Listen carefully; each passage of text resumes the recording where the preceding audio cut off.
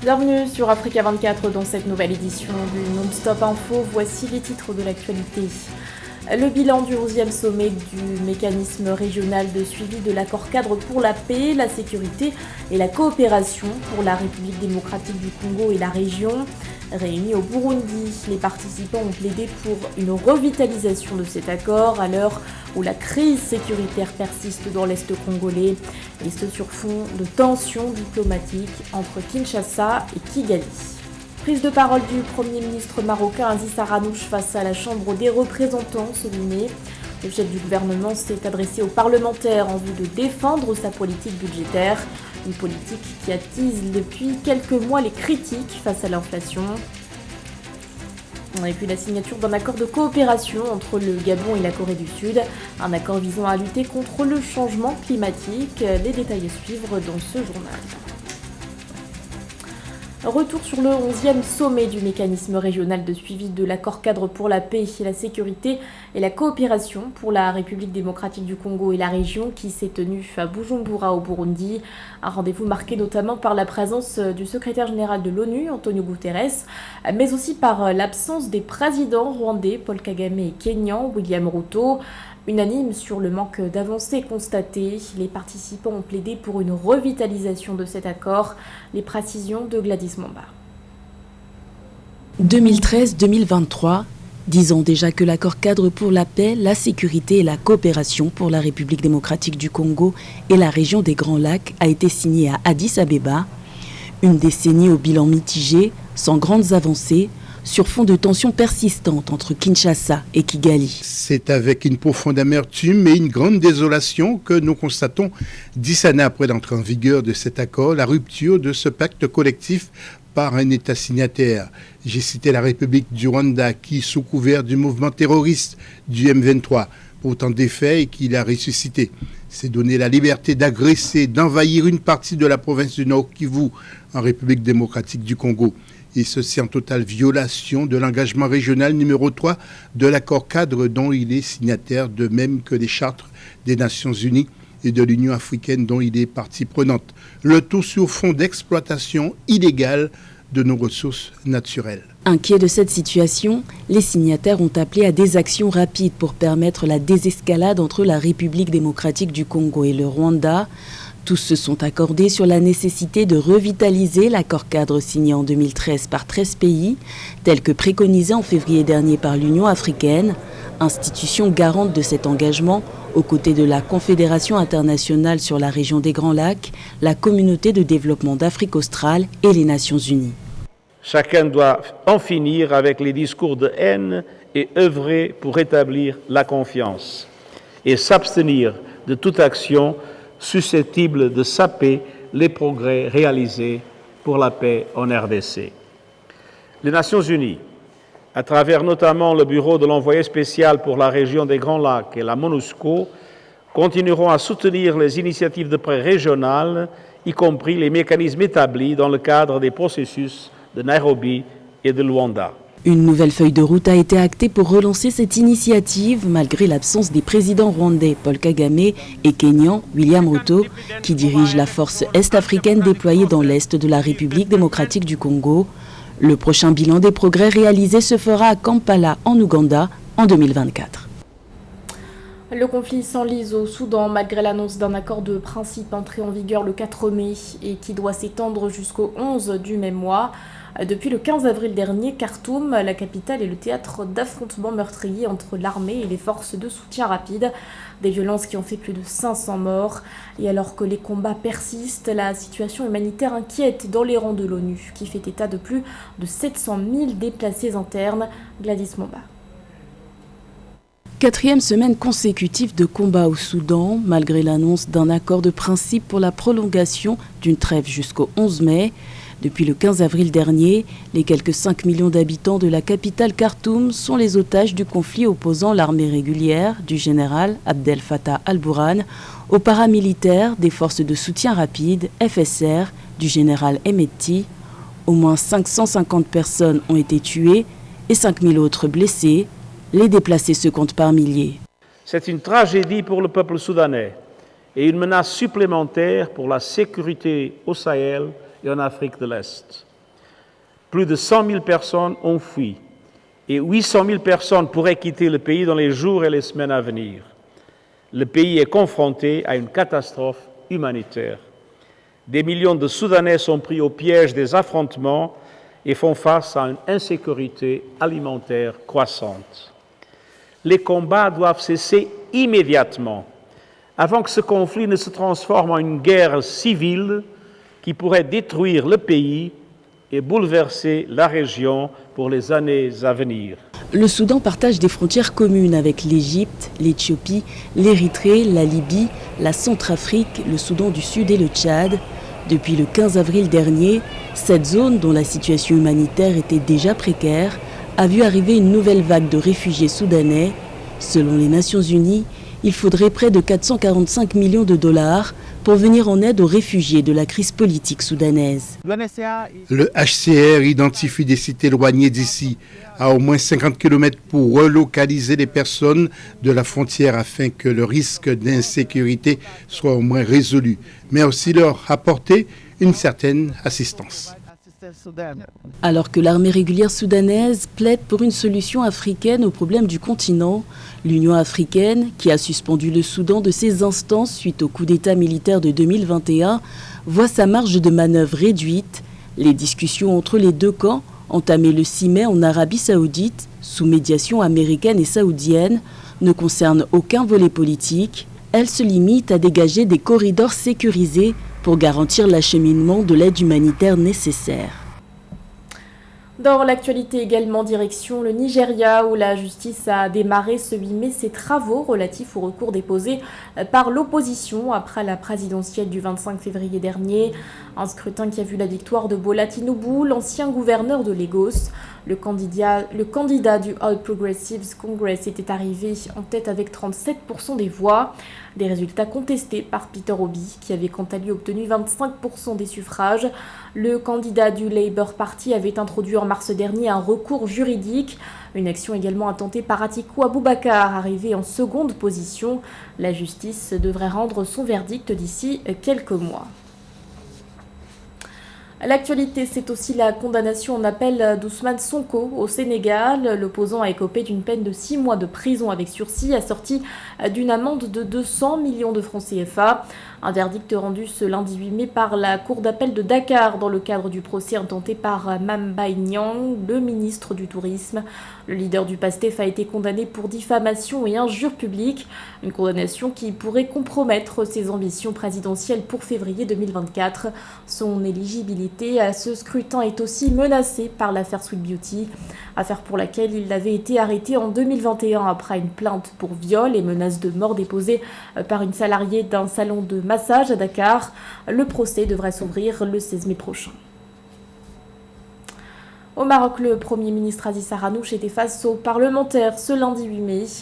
Le chef du gouvernement est venu défendre sa politique budgétaire dans un contexte de pression inflationniste. Une politique qui est vivement critiquée, notamment par les Marocains, affectés par un taux d'inflation qui a atteint 9,4% au cours du premier trimestre 2023. Un sujet de la rédaction. Le Maroc doit-il revoir sa stratégie budgétaire ? Face à une inflation croissante, les autorités sont depuis quelques mois sous le feu des critiques. Un contexte économique difficile qui a poussé le Premier ministre Aziz Arranouch à défendre sa politique devant la Chambre des représentants. Devant les parlementaires ce 8 mai, le chef du gouvernement est notamment revenu sur l'actualité internationale marquée entre autres par la guerre en Ukraine, un conflit aux lourdes répercussions sur l'économie mondiale. Loin des discours politiciens et superficiels, force est de constater que les mutations survenues sur la scène internationale laissent présager davantage de défis dont la portée et l'ampleur échappent au contrôle, notamment dans le sillage de la course engagée par les différents pays du monde après la crise sanitaire pour obtenir des ressources en vue de consolider leur souveraineté nationale. Au mois de février dernier, le taux d'inflation du Royaume s'est chiffré à 9,4% au premier trimestre 2023, selon les données recueillies par le Haut Commissariat au Plan. Un chiffre bien plus important que celui recensé l'année dernière à la même période et estimé à 4%. À ces chiffres s'ajoute également une hausse des prix des produits alimentaires d'environ 20% en un an.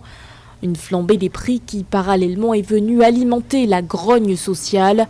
À l'appel des syndicats, les Marocains s'étaient rassemblés en avril dernier dans plusieurs villes du pays en vue de protester contre la cherté de la vie.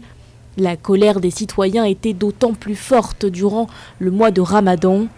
Pour tenter de contenir l'inflation, la Banque centrale du Maroc avait annoncé en mars dernier une nouvelle hausse de son taux directeur à 3%. Un mois plus tôt, le gouvernement avait décidé de suspendre l'exportation vers l'Afrique de l'Ouest de certaines denrées telles que la tomate et la pomme de terre. Une mesure destinée aussi à assurer la sécurité alimentaire du royaume, menacé par la sécheresse. On reste au Maroc, qui abritait parallèlement la 15e édition du Salon international de l'agriculture organisé à Meknès. En marge de cet événement qui s'est achevé le 7 mai, OCP Africa a tenu à réitérer son engagement pour préserver la sécurité alimentaire du continent. Une sécurité menacée notamment par le changement climatique. Face à l'urgence de la situation, le groupe OCP compte octroyer cette année 4 millions de tonnes d'engrais au profit du continent. Marcel Kouassi. Pour relever le défi de la souveraineté et la sécurité alimentaire sur le continent, OCP Africa, filiale du groupe OCP, mise sur le renforcement de la chaîne de valeur agricole par la distribution des engrais et la proposition de solutions complètes aux agriculteurs, notamment par le biais de la formation et du financement, un engagement à long terme qui s'appuie sur un écosystème de partenaires riches et multiples, en marge de la 15e édition du Salon international de l'agriculture qui s'est tenu du 2 au 7 mai 2023 à Meknès au Maroc. Le responsable de la filiale a souligné l'engagement de OCP Africa à contribuer à l'augmentation de la production agricole du continent. Le groupe OCP, à travers sa filiale OCP Africa, qui elle-même détient 12 filiales au niveau du continent africain, est engagé pour supporter et contribuer avec les autres acteurs partenaires à cette transformation agricole de manière durable du continent africain. Donc c'est une augmentation de la production en harmonie avec les enjeux climatiques, avec l'environnement.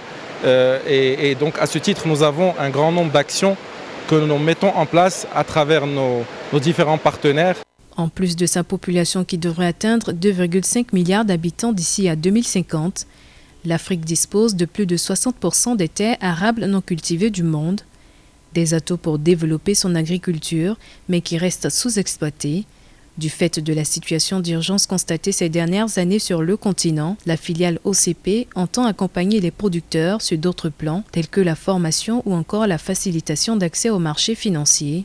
Effectivement, du fait de la situation d'urgence qui a eu lieu notamment l'année dernière, à partir de l'année dernière, sur la sécurité alimentaire, nous nous sommes également mobilisés pour répondre à cette situation d'urgence, notamment, donc à titre illustratif, en mettant à disposition 550 000 tonnes d'engrais entre des donations et des discounts sur une vingtaine de pays au niveau du continent africain. Donc ça, c'était pour répondre à la situation d'urgence et c'est une action qui est importante au niveau mondial et qui est également accompagnée, qui ne vient pas juste par une action de support en termes de sécurisation d'intrants, mais qui est accompagnée par tous ces dispositifs de formation, d'accompagnement des fermiers, de renforcement de leurs capacités, de facilitation de leur accès au marché.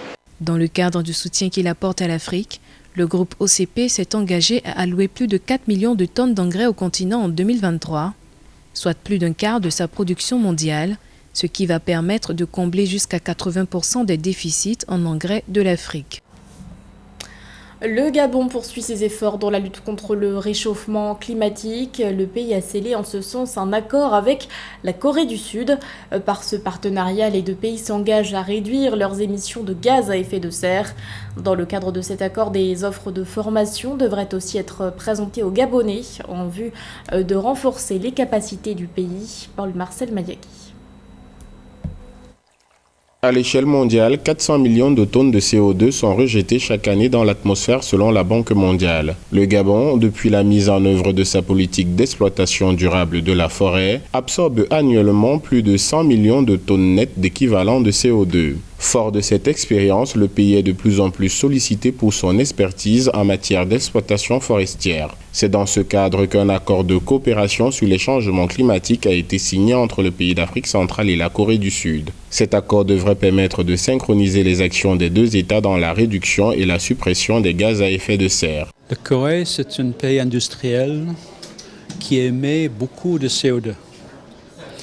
Le Gabon, c'est le pays le plus positif en carbone qui enlève du CO2 de l'atmosphère.